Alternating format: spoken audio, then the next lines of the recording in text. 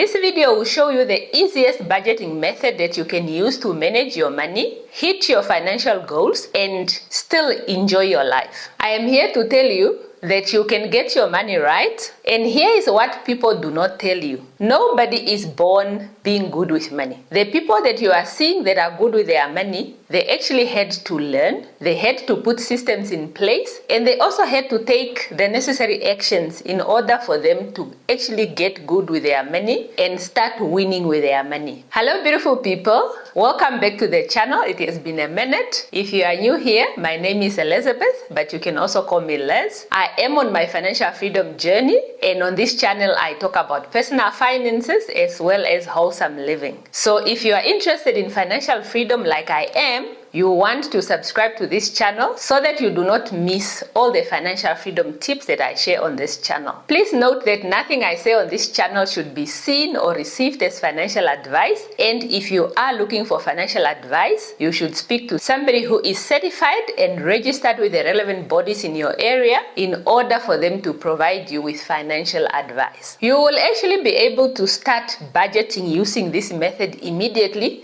because it's so simple and very easy for you to actually implement. So let's dive into the video. Some of you have a problem with budgeting because of a number of reasons. And one of those reasons is that you have like 50 categories that you are trying to track in your budget.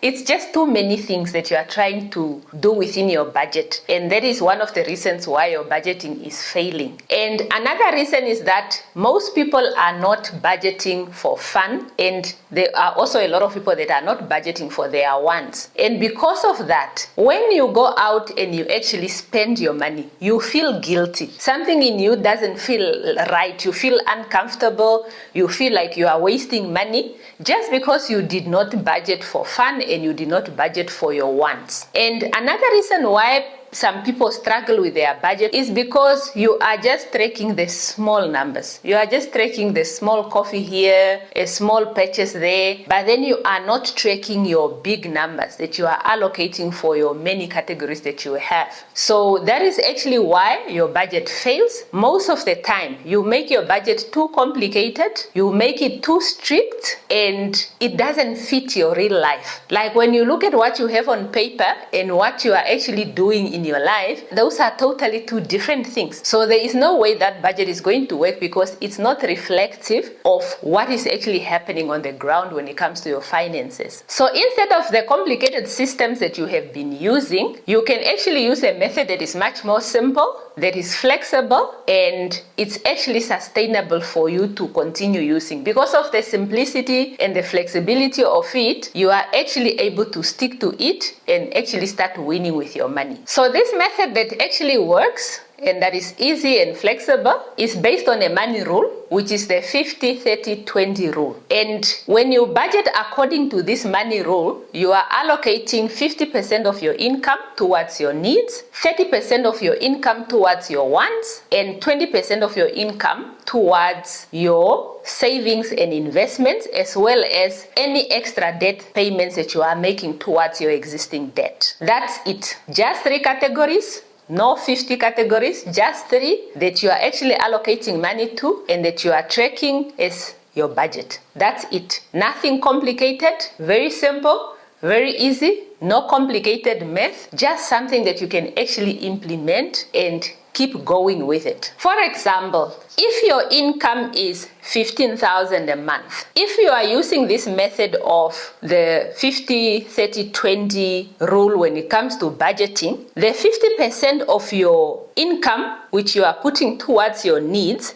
is 7,500. This is money you are actually allocating to your rent, to your mortgage, to your food, to your transport, and your other bills that are related to things that you actually need to survive as a human being. And then the 30% that you are allocating towards your wants, which is a 4,500, this is money that you are allocating towards your takeout, toward buying clothes, towards your streaming platforms like your Netflix, your Showmax, your DSTV, and all those kind of platforms.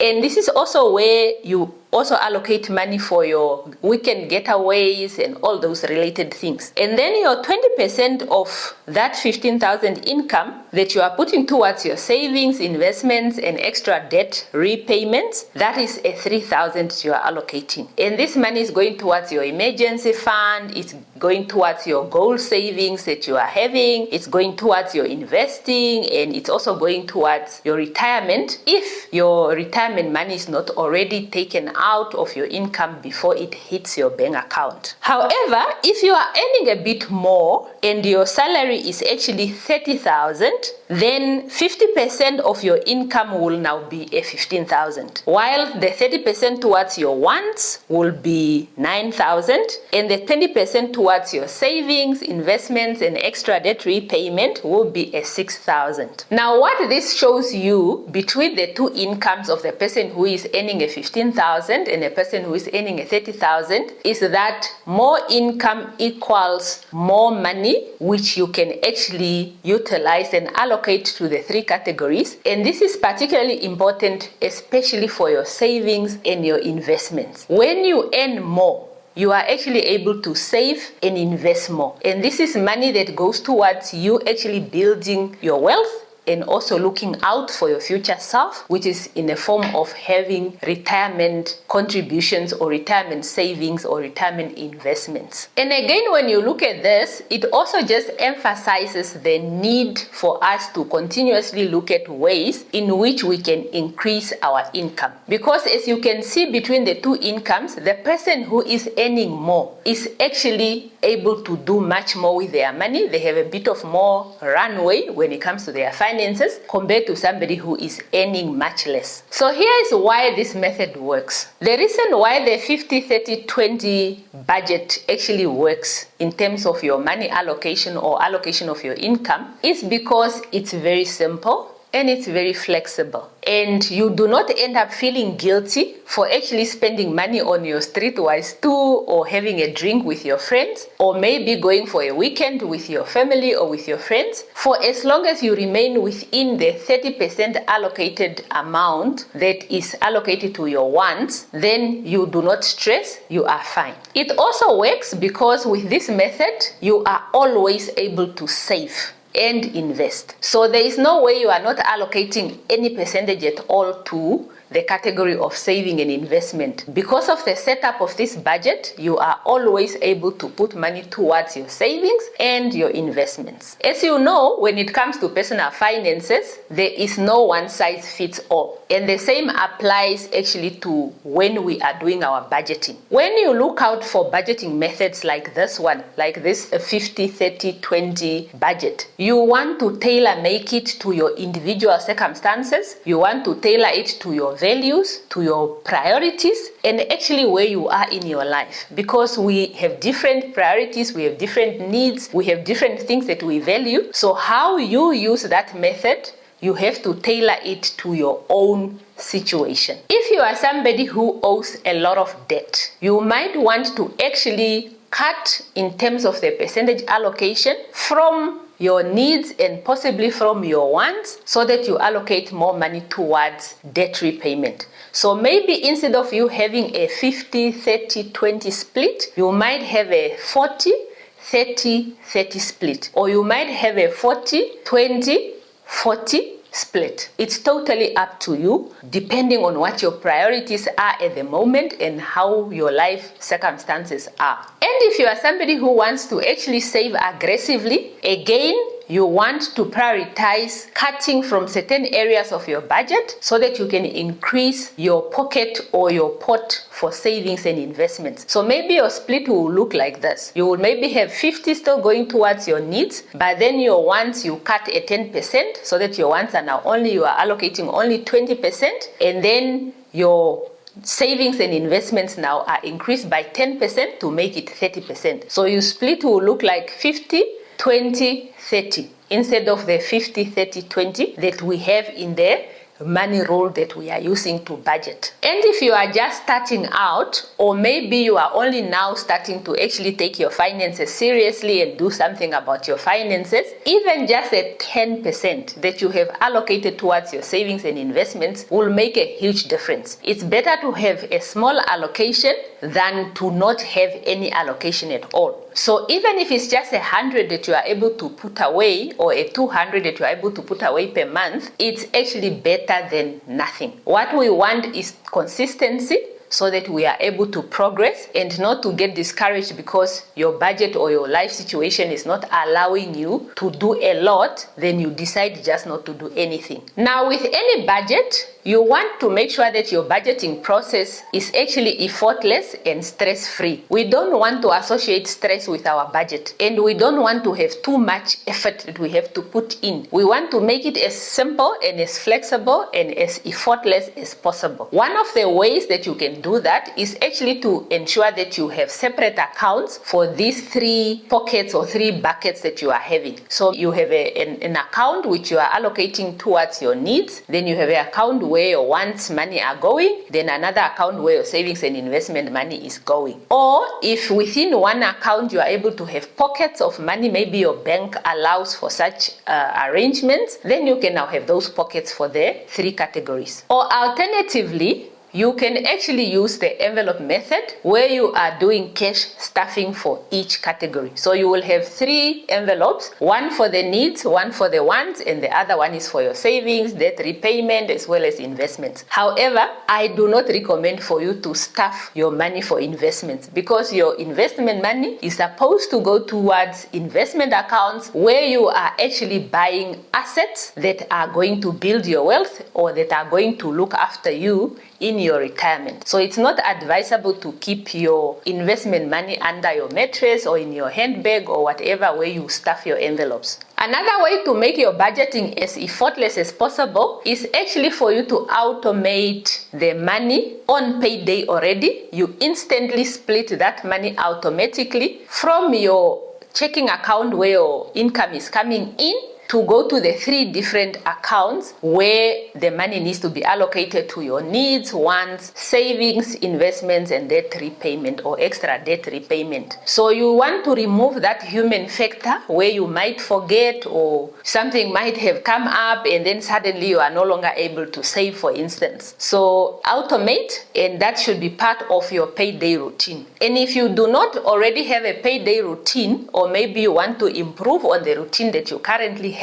I have done a video on payday routines, and I'm going to link it up so that you are able to look at that video and see how best you can use what is included there, or how you can improve your existing payday routine. And with this method, your budgeting is actually much more effortless because you are just tracking 3 buckets or 3 categories, and you are just tracking 3 numbers. It's the money you are allocating towards wants, needs, and savings, investments, as well as debt repayment. And it's also how you are spending under each of the 3 categories. So you only need to worry about 3 categories or 3 money pots. You don't need to deal with 50 categories in so many different spreadsheets that are even just confusing you. And this means that you will have less friction, you will be much more motivated, and you are more likely to actually stick to your budget because of how simple you have actually made your finances for you. When it comes to budgeting, you can even go further